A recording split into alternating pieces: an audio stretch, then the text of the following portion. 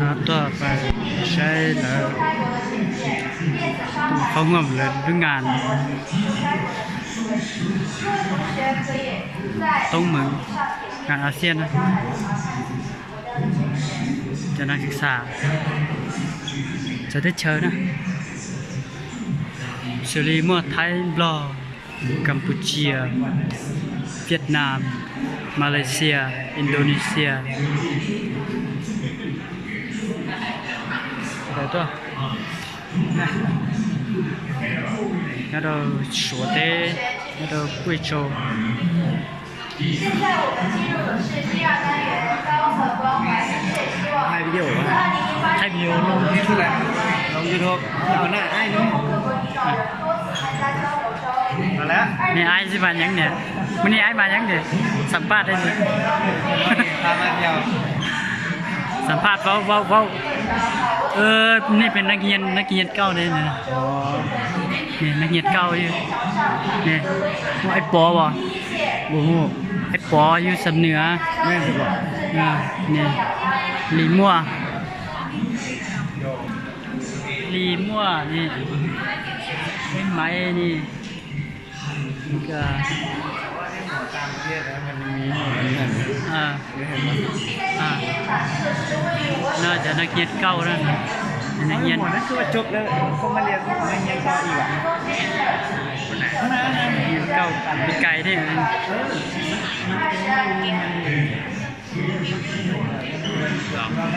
มันนี่คือมาแล้วมันต้องยังไงเนาะตัวใช้เลิกงาน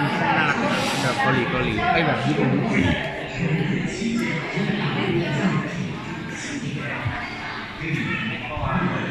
中国东盟就业交流州政要及重要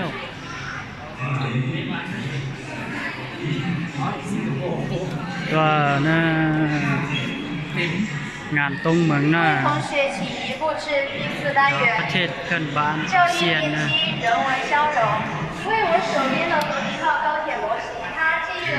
还做这个ทางรถไฟเลยโอเชียนเลยเดี๋ยวว่ามูลิจาตัวเขาเตือนนะทางอีใต้อีลูนะ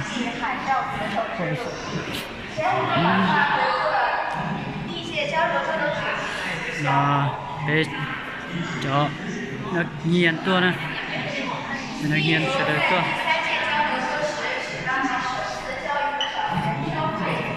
นี่เสด็จตัวสิ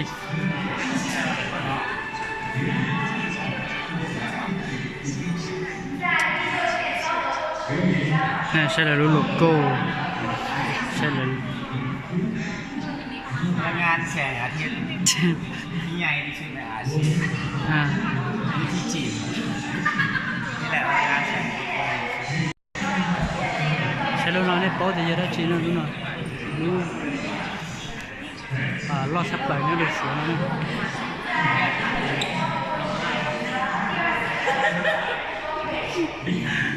ถึงยอดเกินป่ะ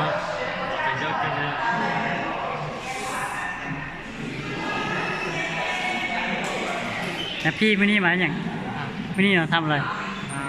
ชมงานไชน่าอาเซียนครับอ๋อมีจากประเทศเขามั้งมีจากประเทศปะอาเซียนตอนนี้มี10 บวก 2แล้วก็บวกจีนอีก1ประเทศประมาณ14ประเทศโอเคอย่างนี้ใช้วิดีโอนะcho nên là mình sẽ đưaรถไฟอะไรอยู่ว่าตัวมันตัวหนำรอใช่ไหมที่นั่นนะที่รถไฟเลยว่าตัวมันตัวหนำรอเกาเทียนะนั่นเราเลยว่าเกาเทียทุนนอยรู้รถไฟเลยว่าตัวตะเกียทางอีใต้รู้นะ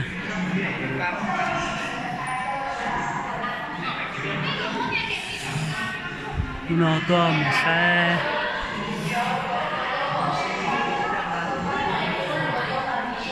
nó to chưa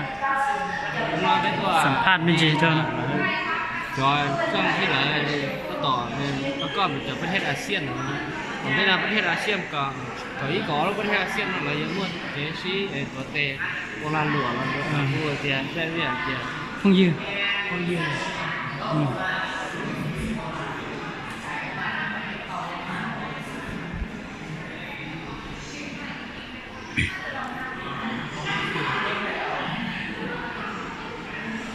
Nó là chi lào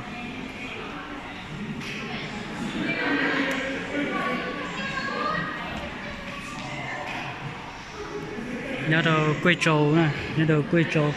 nhớ đầu là Long Niên Quý Châu sư phạm đại学城nè tại nó giờ chả đua này chả đua cái chân lù qua không qua gì giờ họ bị tàn hại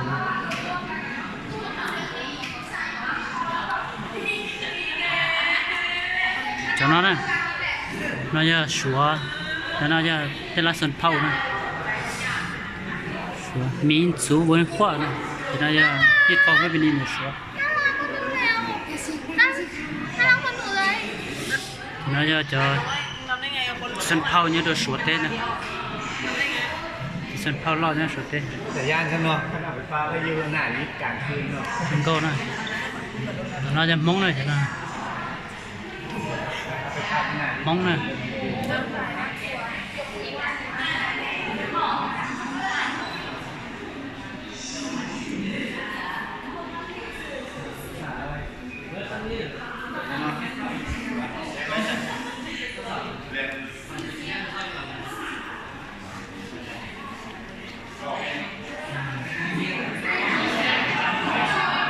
tôi chống cơ chuối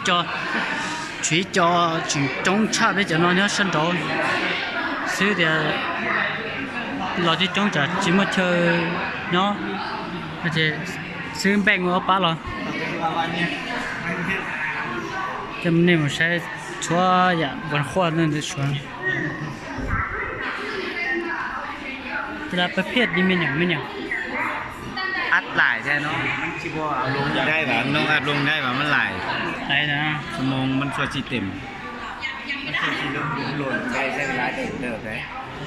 ได้ประมาณคันเน็ตไว้นี่ใช้ประมาณ10 นาทีก็ได้แล้วได้จุนฮู้บ่แม่นหยัง เป็นยานะ เป็นยาป่ะอีจงเย่าเนาะโอ้อีจงเย่าเป็นยาแต่ละชนิดแต่ละประเภทนะ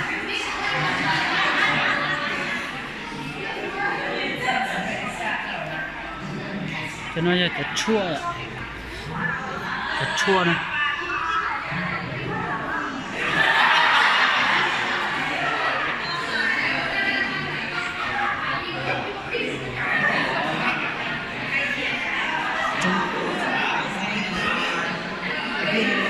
ไปหาลมใช้เนาะ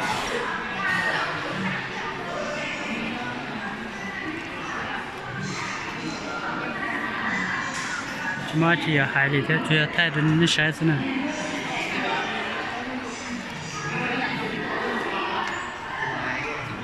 มาใช้จอประเทศอาเซียนนะจอเพื่อนประเทศอาเซียนจ้ะเวลาติดเฉยอ่ะ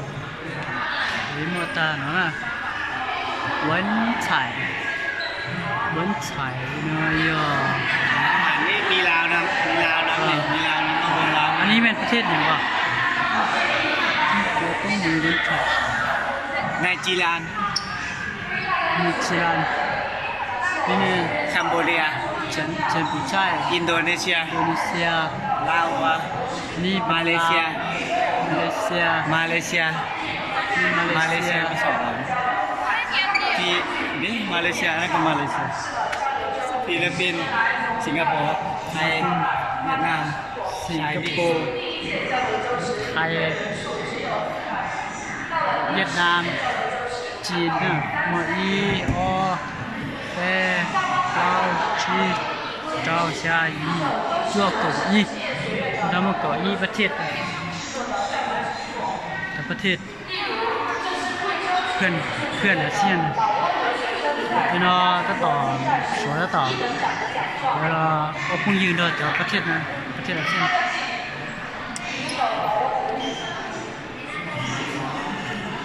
โน้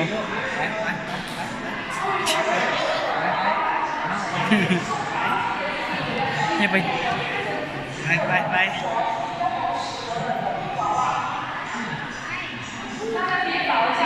อย่าไปขี้จากเชื่อดินะพี่ ใช่ให้ป่ะ ไม่ถ่ายเสร็จอัพรูปลง YouTube นี่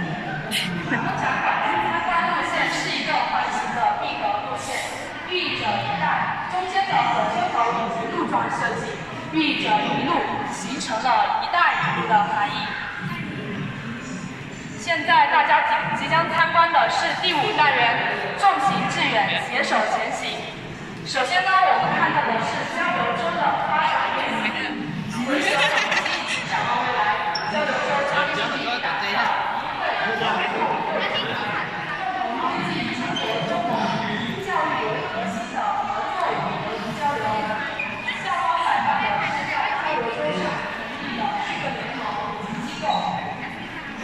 ใช่เลย介绍呢แนะนำไปนะ看到的墙上手展示的是在交流州上各国青少年的活动照片。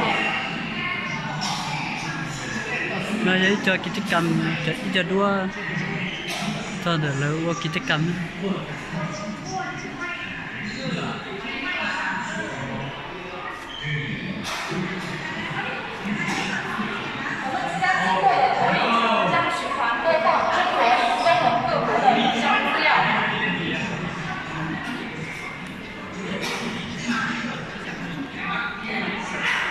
位于大家右手边的是交流州东盟各国交流时互赠的礼品，即是中国与东盟各国友好往来的见证。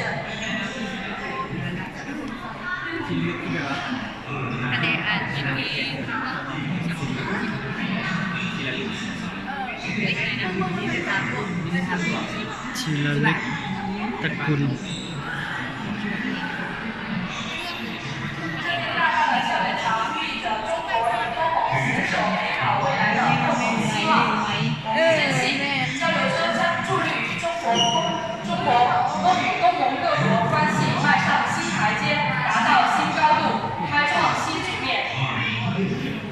cho nóจะเงียนปู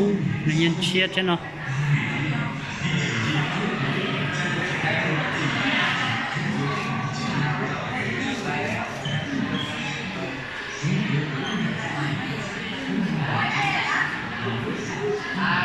ไอ้ปอ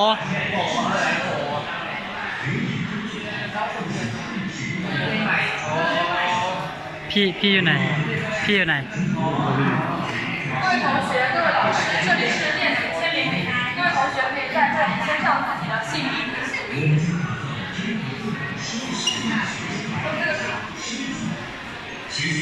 对。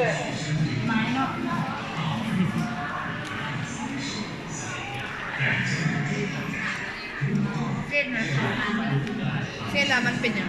มันออกมาเขียนลายถึงตัวว้าว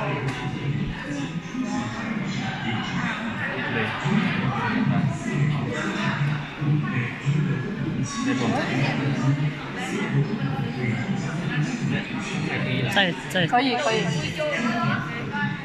同学，你们要不要试？แล้วมันเป็นย้อยเป็นยาวเขียนหัว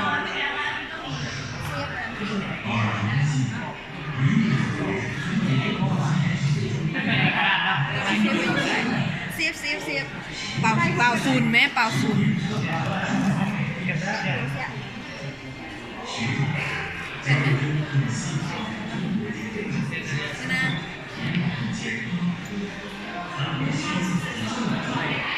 还有同学要签吗？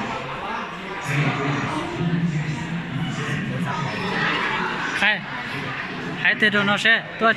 弄哪呢？น้องๆตัว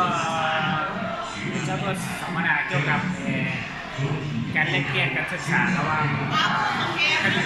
ประเทศอาเซียนนะแต่เป็นย่อยหรือไม่เชิงประเทศอาเซียนจะเป็นตัวตู้กับไทยกับน้องเป็นตัวศึกษาเป็นตัวแลกเปลี่ยนเนี่ยก็โดนเป็นชัวร์ thế thế chỉ số nhất cho luôn nhiên từ nó trong từ nó rồi cái chuột nó rồi quy chuột nè hay sẽ đọc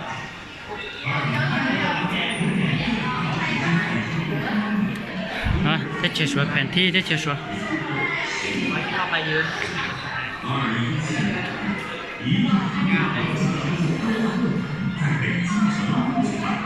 习近平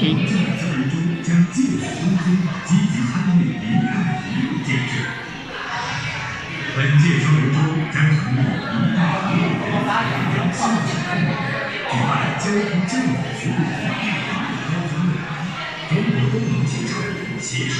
日本青年论坛汉朝东盟国家机场文化项目中国东盟旅游教育联盟成立大会暨中国东盟旅游教育合作论坛5大系列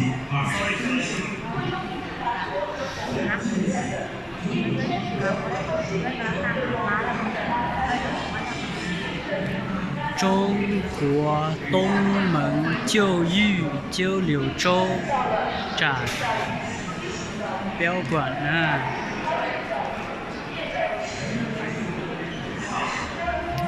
我谁呢？是活动啥？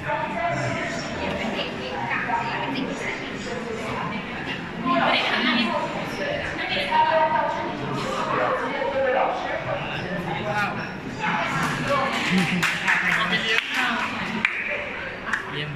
น่าจะไปน่าจะกลับแล้วมั้ง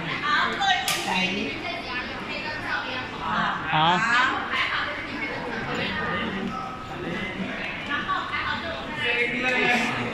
上期 เดี๋ยวนะของเราไปไทยด้วยเจตาเลยนะสิเป็ดไทยด้วยเราตาจะเป็นหมูเขานะ